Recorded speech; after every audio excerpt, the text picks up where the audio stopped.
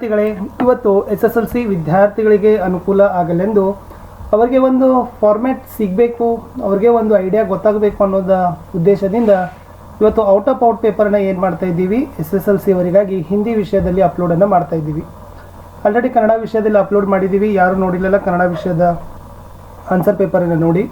ಅಂದರೆ 100ಕ್ಕೆ 100 ಅಂಕಗಳನ್ನು ಗಳಿಸಿರ್ತಕ್ಕಂಥ ಪೇಪರ್ ಇತ್ತದು. ತುಂಬ important.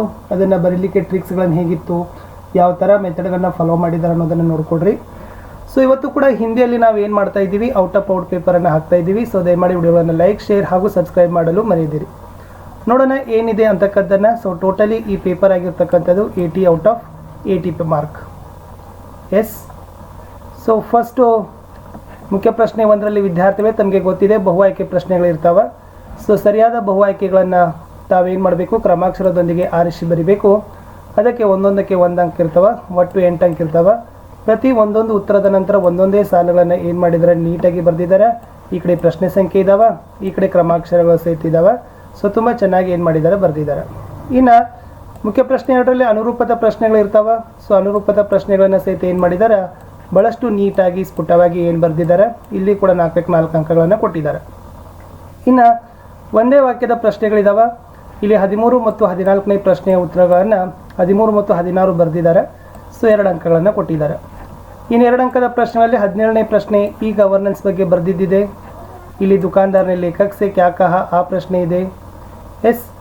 Next Basant Rajkishore K 2 ಪೈಸೆ ಲೇನೆ ಸೆ ಕ್ಯೂ ಇನ್ಕಾರ ಕಿಯಾ, ಅದು ಉತ್ತರ ಇದೆ. 20ರಲ್ಲಿ ಬಿಚೇಂದ್ರಿ ಪಾಲ್ಕ ಎಸ್ ಬಚ್ಪನ್ ಅದು ಕೇಳಿದ್ದಾರೆ. 21ರಲ್ಲಿ ಎಸ್ ಮನುಷ್ಯ ಕೋ ಸುಖ ಕಿ ಪ್ರಾಪ್ತಿ ಕಬ್ ಸಂಭವ ಹೈ, ಅದರ ಉತ್ತರ ಇದೆ. 22ರಲ್ಲಿದೆ ಎಸ್ ಬಲರಾಮ್ ಕ್ಯಾ ಕ್ಯಾ ಶಿಕಾಯತ್ ಕರ್ತಾ ಹೈ ಅಂತ ಇದೆ, ಆ ಪ್ರಶ್ನೆ ಇದೆ. ಮತ್ತು ಕ್ರೋಧ ಕೋ ಕೈಸೆ ಶಾಂತ. ಇನ್ನು ಸತ್ಯ ಕ್ಯಾ ಹೋತಾ ಹೈ, ಸತ್ಯ ಕಾ ಸ್ವರೂಪ ಇದೆ, ಈ ಪ್ರಶ್ನೆ ಉತ್ತರ ಇದರಲ್ಲಿನೂ ಕೂಡ ಬರೆದಿದ್ದಾನೆ. ಶಾಸ್ತ್ರ ಮೇ ಸತ್ಯ ಬೋಲ್ನೆ ಕಾ ತರೀಕಾ ಕೈಸೆ ಸಮझाया गया है. ಸೊ ಅದನ್ನು ಬರೆದಿದ್ದಕ್ಕಾಗಿ ಇವ್ಯಾಲ್ಯೂಟರ್ ಏನು ಮಾಡಿದ್ದಾರೆ, 2 ಮಾರ್ಕ್ಸ್ ಹಾಕಿ ಎಕ್ಸ್ಟ್ರಾ ಅಂತ ತೋರಿಸಿದ್ದಾರೆ. ಇನ್ನು 3 ಅಂಕದ ಪ್ರಶ್ನೆಗಳಲ್ಲಿ ನೋಡೋದಾದರೆ ಗಿಲ್ಲುಕೆ ಎಸ್ ಕ್ರಿಯಾಕಲಾಪ ಬಗ್ಗೆ ಪ್ರಶ್ನೆ ಇದೆ.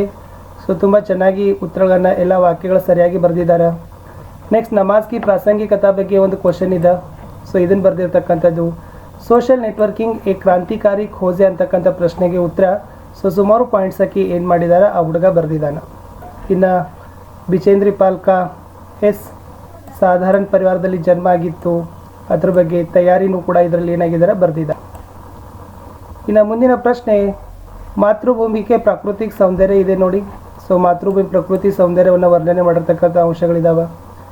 ನೆಕ್ಸ್ಟ್ ಅಭಿನವ್ ಮನುಷ್ಯ ಕವಿತಾದಲ್ಲಿ ಎಸ್ ಪ್ರಕೃತಿ ಪರ ಸರ್ವತ್ರ ಹೇ ವಿಜಯಿ ಪುರುಷ ಆಸೀನ್ ಅಂತಕ್ಕಂಥ ಆ ವಾಕ್ಯದ ಆಶಯ ಸಮಜಾಯಿಸಲಿಕ್ಕೆ ಹೇಳಿದರು, ಅದನ್ನು ಬರೆದಿರ್ತಕ್ಕಂಥ ಉತ್ತರ. ಸೊ ಲಾಸ್ಟ್ ಇರ್ತಕ್ಕಂಥದ್ದು ದೋಹೆಯ ಭಾವಾರ್ಥ. ಸೊ ಇಲ್ಲಿ ದೋಹಾ ಆಯ್ಕೆ ಬರೆದಿದ್ದಾರೆ, ಭಾವಸ್ಪಷ್ಟವನ್ನು ಏನು ಮಾಡಿದ್ದಾರೆ, ಬರೆದಿದ್ದಾರೆ. ನೆಕ್ಸ್ಟ್ ಇಲ್ಲಿ ಅನುವಾದ ಕೊಟ್ಟಿದ್ರು 33ರಲ್ಲಿ.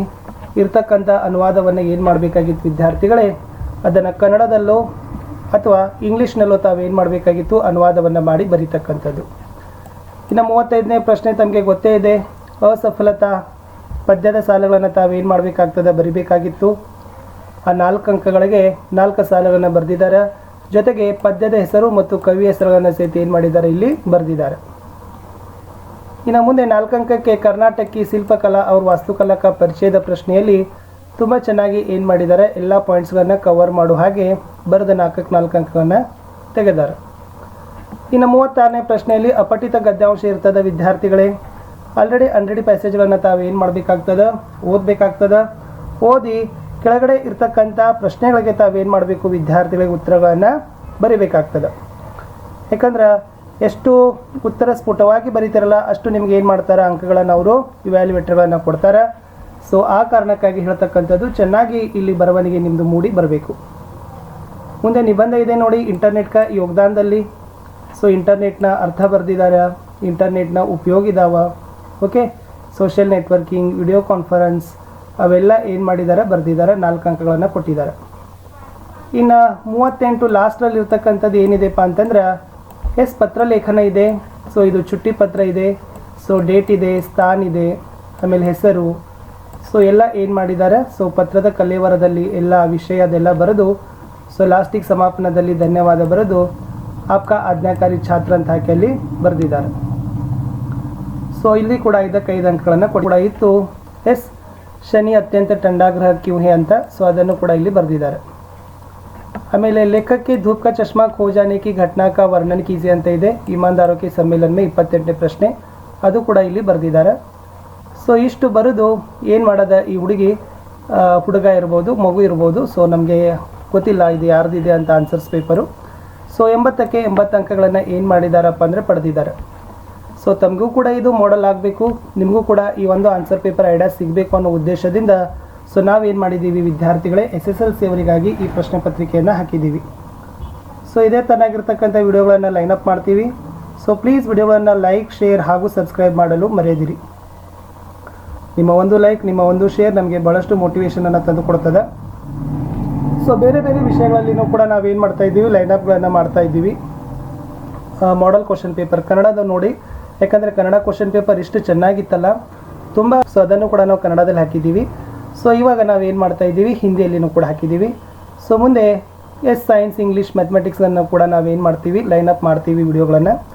ನಮ್ಮ ಉದ್ದೇಶ ಒಂದೇ ವಿದ್ಯಾರ್ಥಿಗಳೇ, ತಾವೆಲ್ಲರೂ ಕೂಡ ಒಳ್ಳೆಯ ಅಂಕಗಳನ್ನು ಪಡಿಬೇಕು, ನಿಮಗೆ ಹೆಲ್ಪ್ ಆಗಬೇಕು ಅನ್ನೋ ಉದ್ದೇಶ ನಮ್ಮದು. ಸೊ ಆ ಕಾರಣಕ್ಕಾಗಿ ನಾವು ಈ ಕೆಲಸಗಳನ್ನು, ವಿಡಿಯೋಗಳನ್ನು ಅಪ್ಲೋಡ್ಗಳನ್ನು ಮಾಡ್ತಾ ಇರ್ತೀವಿ.